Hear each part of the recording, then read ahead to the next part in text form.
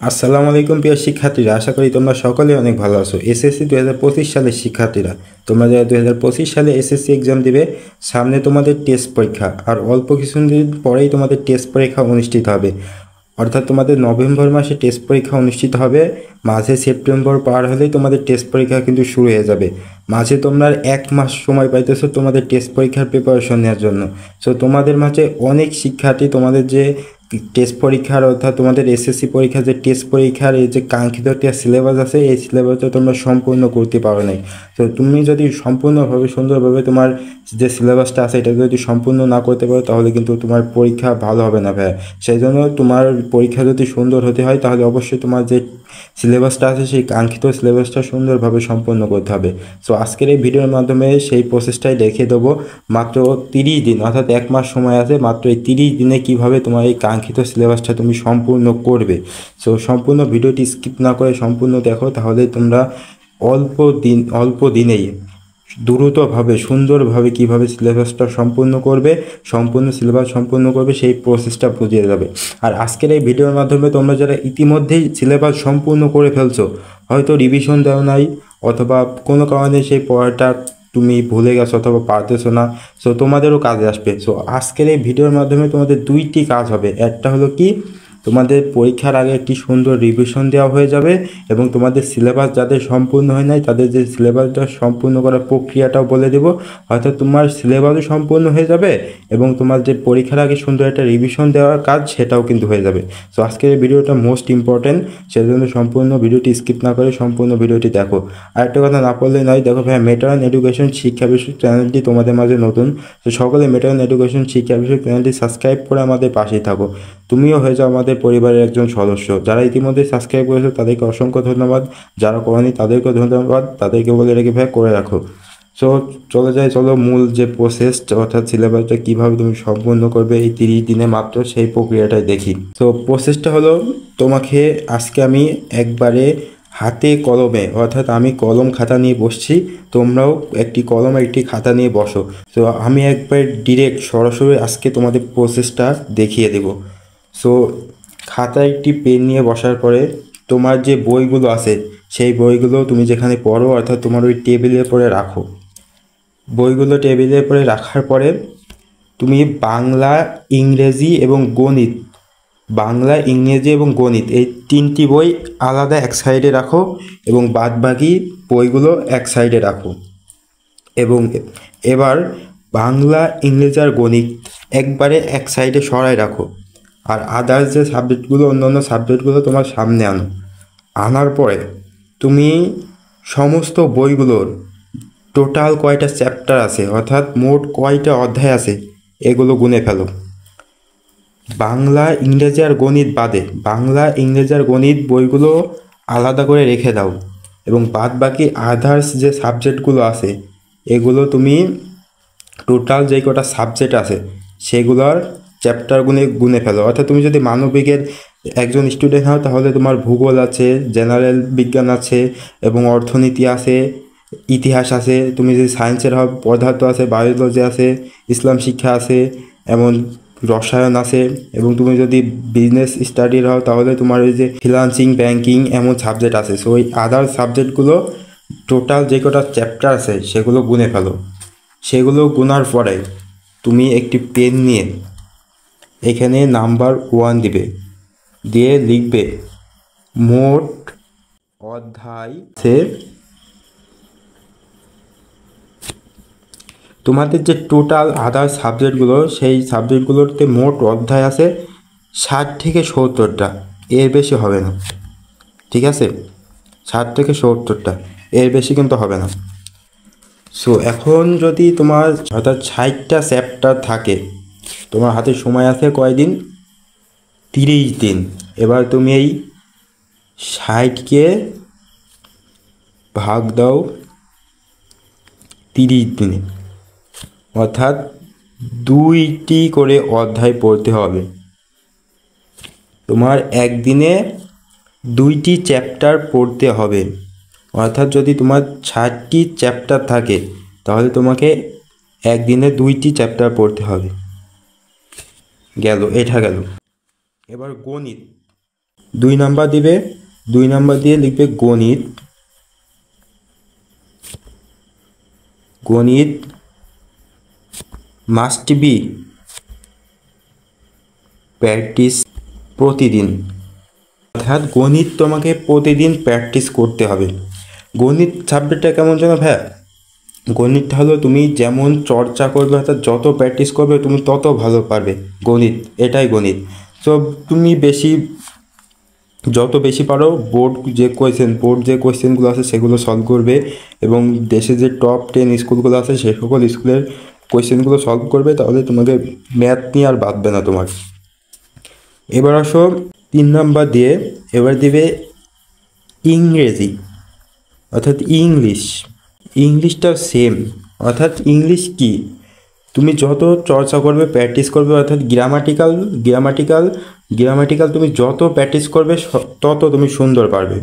এবং পাশাপাশি তোমাদের যে নোট বইয়ের অর্থাৎ তোমাদের যে ফার্স্ট পার্ট বইয়ের যে প্যাসেজগুলো আছে সেই প্যাসেজগুলো সুন্দর করে পড়বে, তাহলে কিন্তু ইংলিশ কাভার হয়ে যায়। ইংলিশ গণিত এগুলো হলো তোমার প্র্যাকটিসের কাছে, তুমি যতই পারো গণিত, তুমি যতই পারো ইংলিশ, তাহলে তুমি যদি প্র্যাকটিস না করো নিয়মিত তাহলে কিন্তু ভুলে যাবে। এই গণিত আর ইংলিশটা তোমাকে নিয়মিত প্র্যাকটিস করতে হবে। আর থাকলো কি বাংলা, নাম্বার 4 দিয়ে দিবে বাংলা, বাংলা একম। নাম্বার 5 দিয়ে দিবে বাংলা দ্বিতীয়। তো এখন বাংলা একম, বাংলা একমে তোমার যে গদ্য আর পদ্য আছে এটা মিলে হয়তো 30টা আছে, গদ্য আর পদ্য 30টা হবে। সো 30টা তোমার হাতে আছে, সময় আছে কয়দিন, 30 দিন, প্রতিদিন একটি করে তোমাকে পড়তে হবে, হয় গদ্য না হলে পদ্য, ঠিক আছে। বাংলা দ্বিতীয়, এবার বাংলা দ্বিতীয় তোমার যে পরিচ্ছেদ আছে বোধ হয় 40টা মতো পরিচ্ছেদ আছে। সো প্রতিদিন তোমাকে একটি করে অথবা দুইটি করে পরিচ্ছেদ পড়ে ফেলতে হবে, যে ব্যাকরণের যে পরিচ্ছেদ আছে, কেননা ব্যাকরণের কিন্তু ব্যাকরণের এমসিকিউ মোস্ট ইম্পর্টেন্ট পার্ট। আর যে পাশাপাশি যে চিঠি, প্রতিবেদন, এগুলো আসলে বানিয়ে লেখা যায়, একটু দেখলে লেখা যায়, এগুলো কথা না বলি।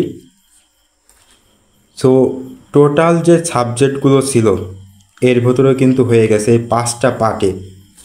এই যে তোমার যে আমি বলেছিলাম বাংলা, ইংরেজি আর গণিত আলাদা করে রাখতে, এই যে বাংলা, ইংরেজি আর গণিত এই 4টা, আর উপরেরটা তোমার আদার্স যে সাবজেক্ট এগুলো কিন্তু সেই উপরেরটা আদার্স সবগুলো সাবজেক্টে মোট 60টি চ্যাপ্টার আছে। সো সেটা তোমাকে 30 দিন, যেহেতু তোমার হাতে 30 দিন সময় আছে, তোমাকে 2টি করে পড়তে হবে একদিনে। এবং গণিত মাস্ট বি প্রতিদিন প্র্যাকটিস করতে হবে, যত বড় বোর্ডের যে কোয়েশ্চেনগুলো আছে সেগুলো সলিউশন করবে। ইংলিশও সেম প্র্যাকটিস করতে হবে। আর বাংলা ওই যে বললাম 30টি হবে তোমাদের গদ্য পদ্য মিলে, প্রতিদিন একটি করে পড়তে হবে, হয় গদ্য নয় পদ্য, ঠিক আছে। আর বাংলা দ্বিতীয় যে একটি করে অথবা 2টি করে পরিচ্ছেদ পড়বে, এবং ওই প্রতিবেদন সারমর্মগুলো দেখলেই হয়, বানিয়ে লেখা যায় আসলে বাংলা। সো বুঝতে পারছো আশা করি। সো এই টোটাল বিষয়টা হয়তো তোমরা এখনও বোঝোনি। সো সেটা যদি আমি বলি সেটা কি দাঁড়ায় দেখো, তোমার একদিনে পড়তে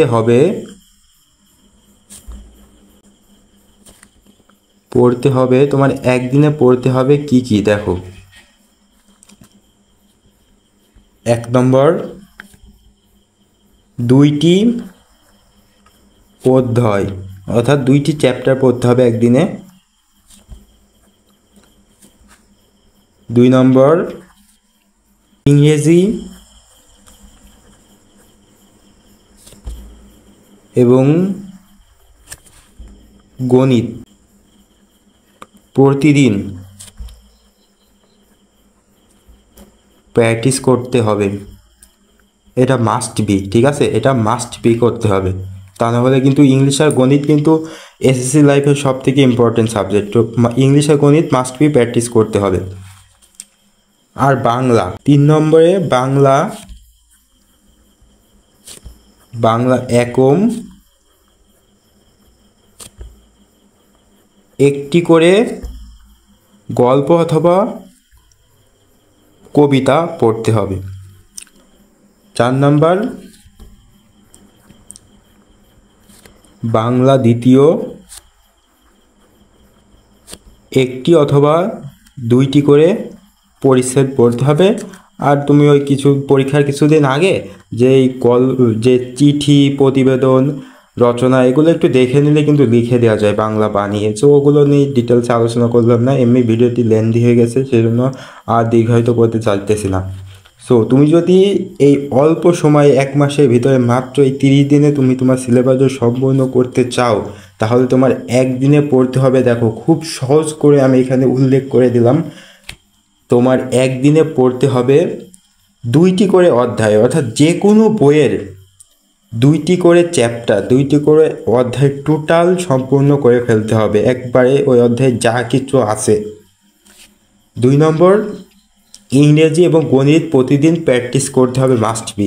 ইংরেজি আর গণিত প্রতিদিন থাকবেই, তুমি যাই পড়ো না কেন। 3 নম্বর, বাংলা একক পত্র থেকে একটি গল্প অথবা কবিতা যে কোনো হোক একটি পার্ট পড়তে হবে, একটি টপিক পড়তে হবে। এবং বাংলা দ্বিতীয় যে পরিচ্ছেদ আছে সেটি 1টি করে অথবা 2টি করে পরিচ্ছেদ পড়তে হবে।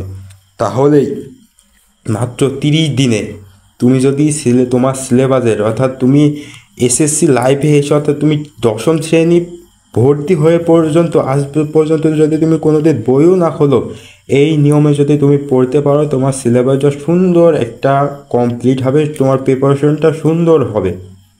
এমন করলে হবে না যে ভাইয়া তুমি একদিন পড়লে তারপরের দিন আর পড়লে না, এমন করলে কিন্তু হবে না। আমি যে প্রসেস এবং প্রক্রিয়াটা বলে দিলাম, এই প্রক্রিয়া যদি তুমি নিয়মিত এই 1 মাস টানা পড়তে পারো, তোমার সিলেবাসটাও সুন্দরভাবে সম্পূর্ণ হয়ে যাবে। এছাড়া যাদের ইতিমধ্যে সিলেবাস সম্পূর্ণ হয়ে গেছে, তারাও সুন্দর একটি রিভাইজ, অর্থাৎ সুন্দর আরেকটা সুন্দর পাকাপোক্তভাবে তাদের একটা প্রিপারেশন হয়ে যাবে। কিন্তু এই প্রক্রিয়ায় যদি নিয়মিত এই 1 মাস তুমি পড়ো, আসলে পড়াশোনাটা কেমন জানো, তুমি যত কঠিন করে নিবে তত কঠিন লাগবে তোমার কাছে, তুমি যত সহজ করে নিবে পড়াশোনাটা কিন্তু তত সহজ হবে। আসলে সাজিয়ে নিতে হবে, সুন্দরভাবে সাজিয়ে নিতে হবে। তুমি বলো না যে আমার ওই বন্ধু প্লাস পাইছে, ওই বন্ধু এত পড়ে কীভাবে কি করে ওরা পড়াটাকে সুন্দরভাবে সাজিয়ে নেয়, অর্থাৎ সমস্ত কঠিন পড়াটাকে তারা সুন্দরভাবে সাজিয়ে সহজ করে নেয়। আর একটা কথা বলি, মাস্ট বি তোমরা